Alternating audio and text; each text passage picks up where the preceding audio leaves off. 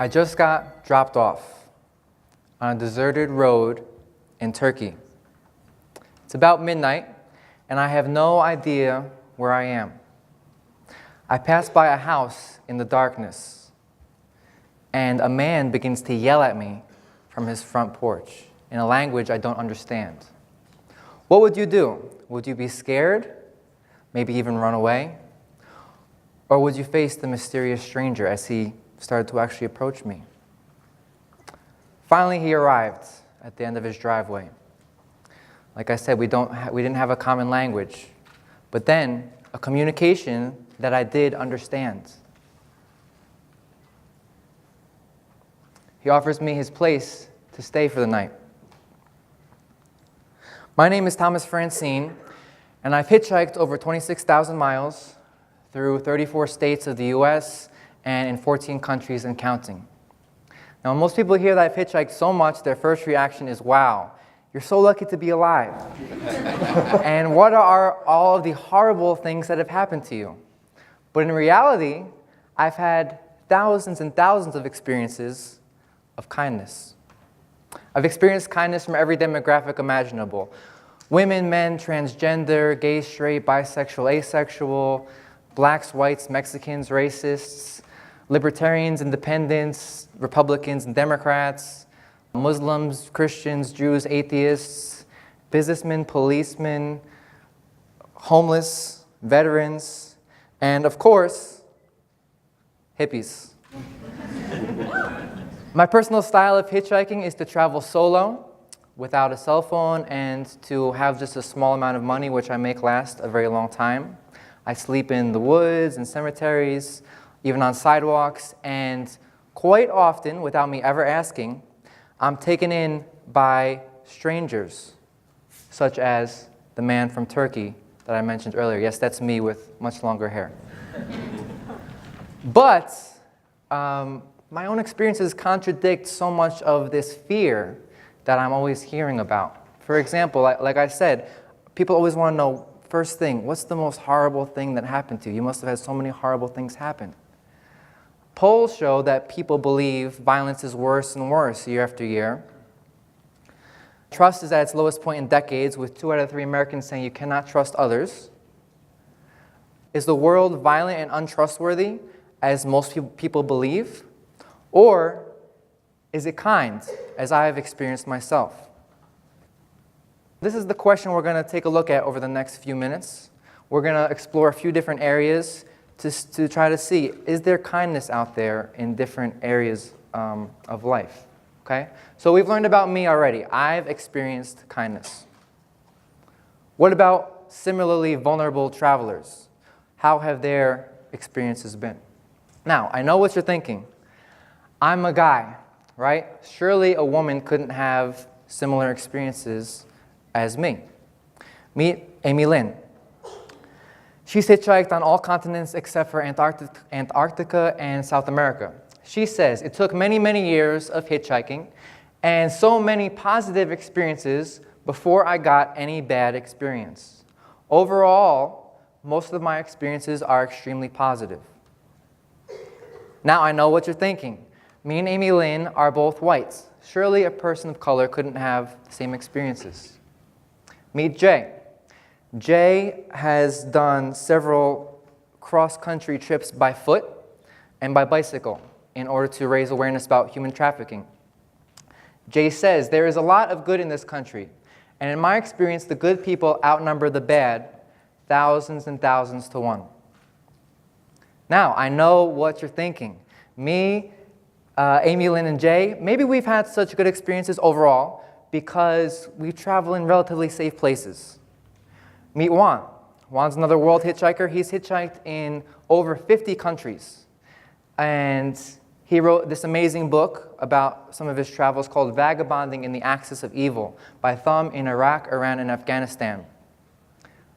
Juan says, an Iranian family gives us space in their car and waits for a bus in the roadside.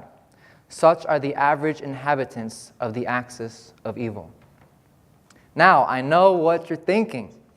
Me, Amy Lynn, Jay, and Juan, We all are different people. We've had some different experiences, but have any of us ever tried to travel with a loaded gun? Meet Jeremy. Jeremy lives in rural Oregon, and he found himself in a unique dilemma a couple years ago. His grandfather unexpectedly passed away, and he had no way to get to the funeral. Now, being a hunter and a proud gun owner, there was no way he was going to leave his gun behind. So every car that stopped, he very politely asked them, just so you know, I have a gun. I always carry my gun. I'm trying to get to my grandfather's funeral. If you're not comfortable with that, then that's okay. Every single car that stopped him on his 420-mile trip gave him a ride. Okay?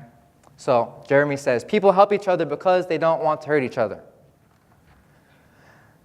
Amy Lynn, Jay, Jeremy, and Juan have experienced kindness. Are they, and by the way, I'm not saying that all of our experiences have been exactly the same. Some of these people have had bad experiences that I personally didn't have.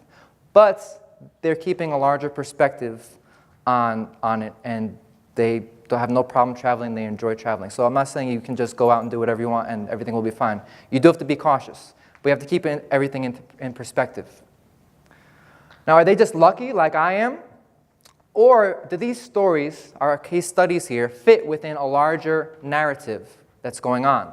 What's the bigger picture of kindness in the United States? Well, let's take a look. Murder rate is down. Rape rate is down. Child abuse is down.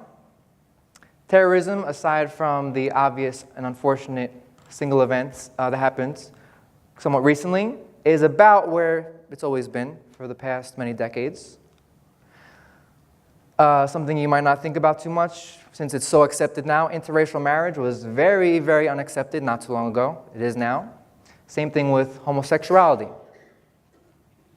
So there's some really, really big and important positive trends with kindness in the United States. The United States is experiencing kindness. What about in the world? Again, murder rates in many individual countries, not in every country, but in many individual countries, is down. Deaths from war are down globally, overall. Global poverty is down, extreme poverty. Child labor is down. Starvation is down. Clean water is up. Life expectancy is up. Again, acceptance of homosexuality is up. Literacy rates are way up. And a little bit hard to measure, but democracy overall is up. So the world, there's a lot of kindness being experienced by the world in general. Wow, this is really great.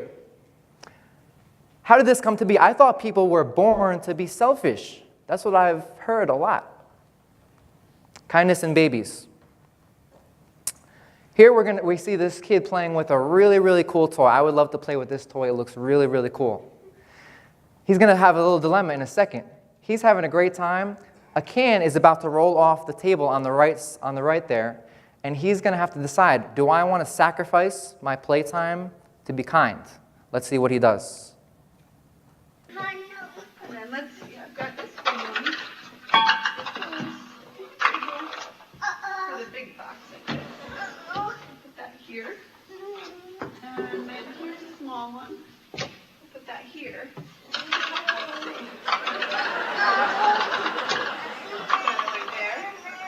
And then here's another, let's see, these are the same size. Let's put that here. And put this. So what we observed is that at least starting around 2 years of age, children are competent enough to help in this situation without any solicitation, and even though they have to disengage from this fun activity in order to help. Okay, studies show that babies as young as 2 years old will sacrifice themselves in order to be kind. And remember, we all come from babies, so this is like a simpler version of us. Keep that in mind, right? And other studies show that babies as young as 3 months old understand the difference between good and evil and have a strong preference for kindness. So babies are kind. Great. How did this come to be? Kindness and evolution. Charles Darwin said, "There can be no doubt a tribe including many members, always ready to aid one another and to sacrifice themselves for the common good, would be victorious over most other tribes, and this would be natural selection." Biologists inform us of a couple different main types of kindness that are actually favored by evolution. Kin altruism, or kindness toward the family, is essential for our survival. The kindness that parents show constantly toward their helpless children and other family members is what enables their genes to be passed on. So, evolution favors kindness toward the family. Reciprocal altruism, or kindness toward the community, is also essential for our survival. We are vulnerable even as adults, okay? We don't have sharp teeth, we don't have long claws, we can't run particularly fast. So we depend on the larger community for our protection. We also can't accomplish much individually. The essay I, Pencil by Leonard Read demonstrates that it's impossible for a single person to build even a pencil by herself. You can try your whole life to build a pencil on your own, and you cannot do it. You need a lot of other people to build a pencil. So we get our protection and our accomplishments from kindness toward the community.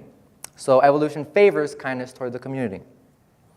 Kin altruism and reciprocal altruism are embedded in our biology through mechanisms such as oxytocin and the vagus nerve and mirror neurons. And these drives are very powerful just on their own. But there are 4 features of humanity, which is just recent features, that allow us to take these built-in altruisms even further. Reason allows us to develop and expand our built-in altruisms. Trade allows us to enter into large-scale versions of reciprocal altruism. Communication advancement allows us to enter into friendly conversation with people from around the world. And positive psychology/behavioral economics allows us to understand and either work with or circumvent our unconscious biases. While we are far from perfect in these 4 categories, each of these allies, or allies of altruism, does a great deal toward expanding our built-in altruisms. Kin altruism is expanded from our immediate family to our global family. And reciprocal altruism is expanded from our local village to our global village. Wow. So, we have seen that I've experienced kindness. Other travelers have experienced kindness. There's a lot of kindness going on in the United States. There's a lot of kindness in the world. There's kindness in babies, in our biology and evolution. And there's these cool things called our allies of altruism, which are pretty recent, some of them, and who knows where they could take us as we continue to search and create more and more kindness. So wow, there's a lot of kindness out there. But the world is so big, and there are so many extreme and horrible problems still going on, right? So what can a single person really do? Well, you can't really change the entire world of billions of people to some land where sadness and pain don't exist for every single person, of course. But you can change the entire world for one person. Changing the world for one person is meaningful. Changing the world for one person may lead you to directly change the world for many people. That's meaningful. Changing the world for one person has a ripple effect. Studies show that a single act of kindness can ripple through dozens or even hundreds of people. That's meaningful. And finally, changing the world for one person changes the world for yourself. Following your own biologically based, deeply ingrained, altruistic drives is simple and healthy. And it's easy to find acts of kindness which you find interesting personally and which grow your own mental and physical health and your abilities and confidence. So, how will you work with all of this kindness? How will you change the world for one person? Thank you.